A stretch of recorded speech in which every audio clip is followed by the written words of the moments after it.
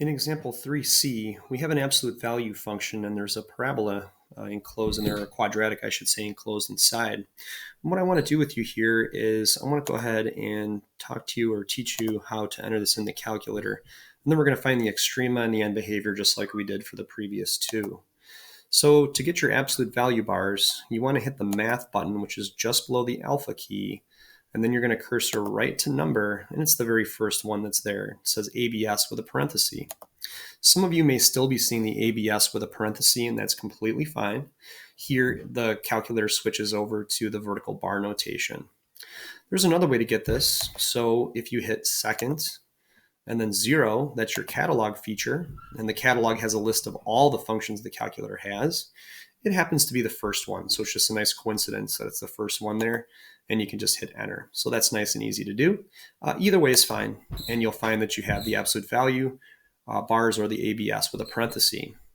Next, you're going to type in the inner part, which is x squared minus 4. Those of you that have the absolute or ABS with a parenthesis, just type x squared minus 4 and then close that parenthesis. Now that we have this typed in correctly, I'm going to hit zoom 6 and see what this looks like. So we also want to go ahead and graph that here. So I'm just going to go ahead and make a quick sketch. Doesn't have to be perfect, but I think this is going to look like something like this. It's like a parabola, except the bottom of the parabola is flipped. And the reason why that is the absolute value bars right here. So the absolute value bars take any negative y value and make that positive. So you're only going to see this positive. Let's talk about how to find the extrema and the end behavior. So if we talk about the extrema here, that's going to be your maxes and mins.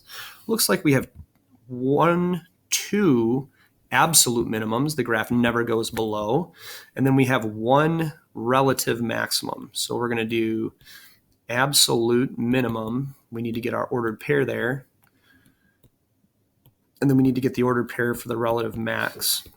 To do that, we're going to ask the calculator to find those mins and maxes. So we'll hit second calculate.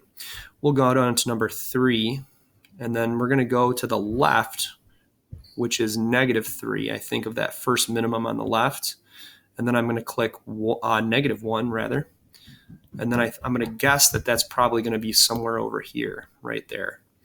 And it tells us that the minimum is 2, and then the y is 1.024 times e to the negative, or e negative 6, which is actually 0.000000, how many zeros are there, and then 1024. So it's very close to 0.